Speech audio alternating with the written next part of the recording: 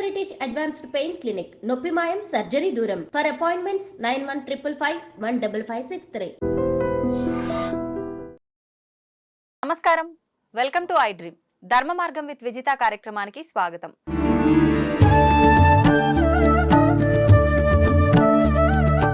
ప్రస్తుతం మనతో పాటు ఉన్నారు ప్రముఖ జ్యోతిష్య వాస్తు పండితులు బ్రహ్మశ్రీ అన్నవరపు తిరుపతి మూర్తి అవధాని గారు. ఇప్పుడు వారితో మాట్లాడి మరిన్ని విషయాలు తెలుసుకుందాం. మనకున్న సందేహాలన్నింటినీ కూడా నివృత్తి చేసుకునే ప్రయత్నం చేద్దాం. నమస్కారం గురుగారు. ఓం శ్రీ మహాగణాధిపతయే నమః. గురుగారు, లక్ష్మీదేవి మనకు కలగాలి అనంటే, ఆవిడ అనుగ్రహం కలగాలి అనంటే, అనుకున్న విధంగా మనకు డబ్బులు సమకూరాలంటే అసలు ఏం చేయాలి అని మనం కొన్ని వీడియోస్లో మాట్లాడుకోవడం జరిగింది. సరే, మీరు చెప్పినట్టుగా విధానాలు ఆచరిస్తాము, లక్ష్మీదేవి అనుగ్రహం కలుగుతుంది, మనకు అనుకున్న విధంగా ఆ డబ్బు సమకూరుతుంది.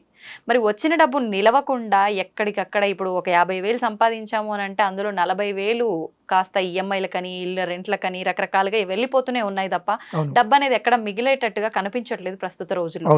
నిజంగా ఇలా అవ్వకుండా ఎక్కడికక్కడ మంచి ఒక ప్లానింగ్ ప్రకారంగా వచ్చిన డబ్బు నిలవాలి, మన ఖర్చులు అన్నీ కూడా తగ్గాలి, పొదుపుగా ఉండాలి అని అంటే ఏం చేస్తే బాగుంటుందంటారు? కోపం రాదుంటే ఒక మాట చెప్తారమ్మా.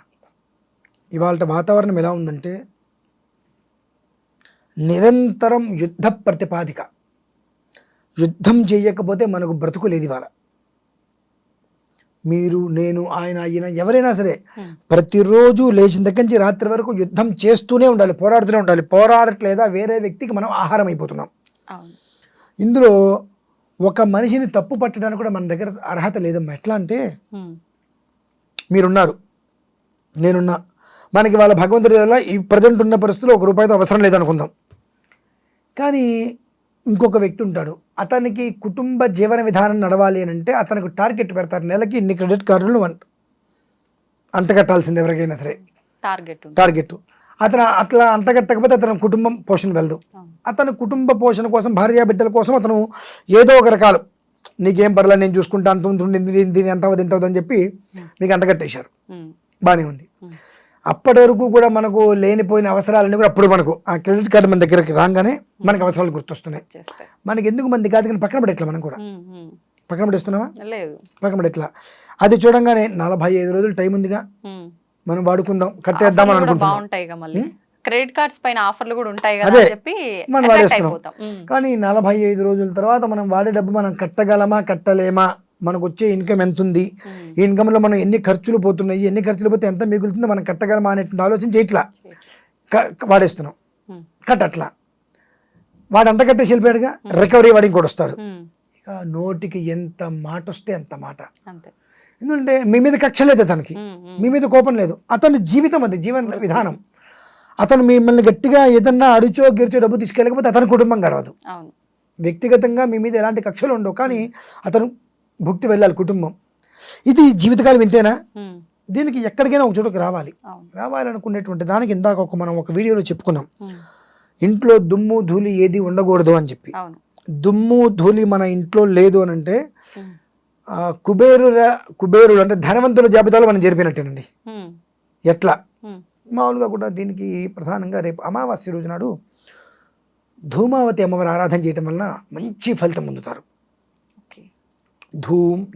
ధూమావతికి నమః అనుకుంటూ ధూమావతి అమ్మవారు ఆవిడ ఎలా ఉంటుంది అంటే మాసిపోయిన బట్టలు కట్టుకొని, తెలుపు లేదంటే బూడిద రంగు మాసిపోయిన బట్టలు కట్టుకొని, జుట్టు విరబోసుకొని, మొహాను బొట్టు లేకుండా వైధవ్యం గల స్త్రీ ఉన్నట్టుగా వికార రూపంతో చేతిలో చీపిరి చాటా పట్టుకొని ఉంటుంది ఆవిడ.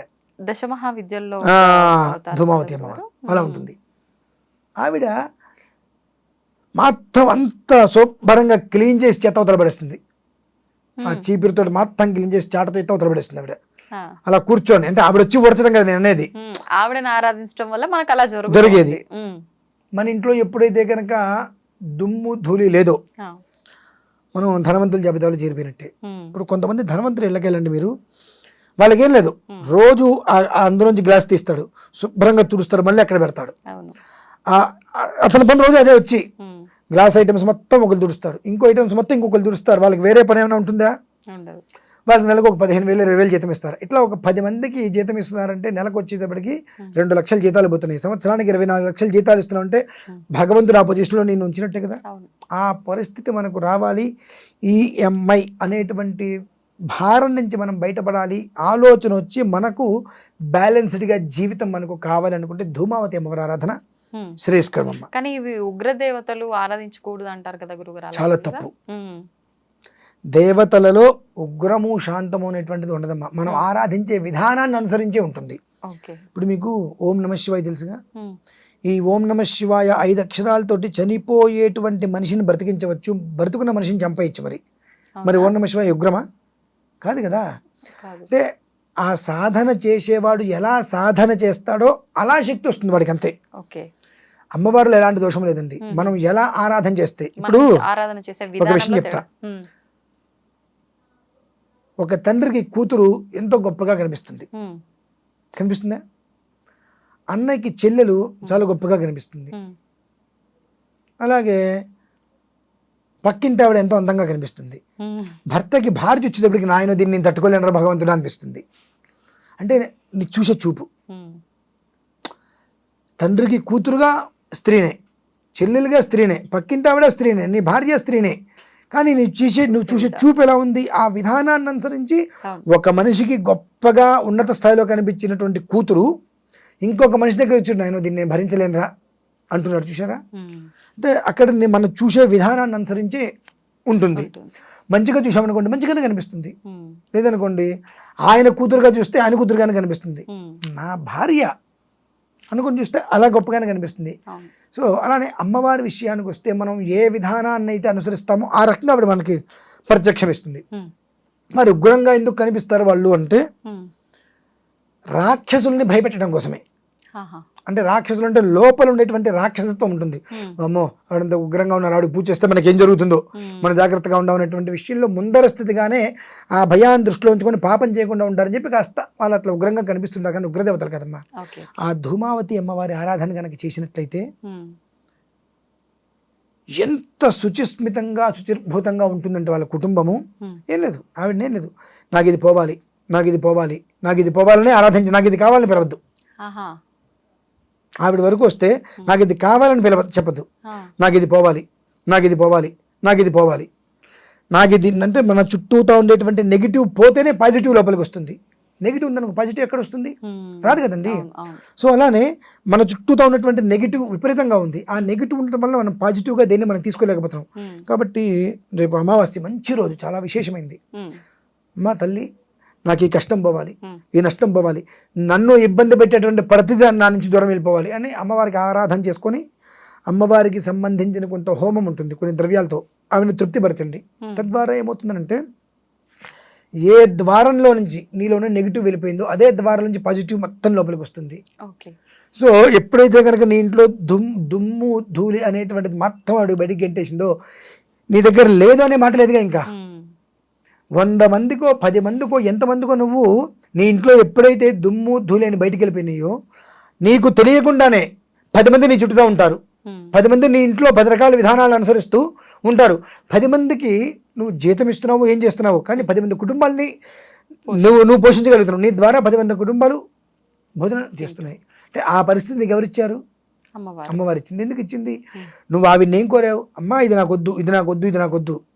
ఇందులో కూడా మీరు కోరింది భగవంతుడు ఇవ్వడండి, గుర్తుపెట్టుకోండి. ఇప్పుడు మీ ఇంట్లో ఇంత చంటి పిల్లాడు ఉన్నాడు, 2 ఏళ్ళు 3 ఏళ్ళు ఉంటాయి.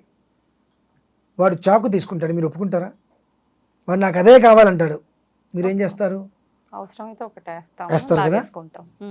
అదే విషయం మన దగ్గరకు వచ్చినప్పుడు మనం ఒకటి అడుగుతాం భగవంతుడిని, అది మనం ఏమనుకుంటాం, ఇది నాకు మంచిది మనం అనుకుంటాం, కానీ భగవంతుడికి తెలుసు అది మీకు మంచిదో కాదో. సో కాబట్టి అది మీకు భగవంతుడు నేను అడిగింది ఇవ్వవా అని భగవంతుడి కోపం. మన పిల్లవాడు కొన్ని తీసుకుంటే వాడికి ప్రమాదం అని చెప్పి మనకు తెలుసు. మనం ఎవరి పిల్లలం? ఆయన పిల్లలం. మరి ఆయనకి తెలియదా మనకేది కష్టమో? కాబట్టి భగవంతుడి దగ్గర విషయం ఇలా ఉన్నా కేవలం ధూమావతి అమ్మవారి విషయానికి వస్తే నాకు ఇది వద్దు, నాకు ఇది పోవాలి, నాకు ఈ దరిద్రం పోవాలి, నాకు ఈ ఒక్క నికృష్టమైన జీవితం పోవాలి, ఈ అప్పులు పోవాలి, ఈ అమ్మైనటువంటి వ్యవస్థ నాకు పోవాలి, ఇది పోవాలి, ఇది పోవాలి, ఇది పోవాలంటే నీలో ఒక రకమైనటువంటి జ్ఞానం ప్రకాశిస్తుంది. ప్రకాశిస్తే నీకు వచ్చేటువంటి 50,000 10,000 లక్షో ఆ రూపాయిని నువ్వు ఏ రకంగా సర్దగలుగుతావు, ఏ రకంగా రూపాయి దాచుకోగలుగుతావు అనేటువంటి స్థితిని నీకు ఆవిడిస్తుంది.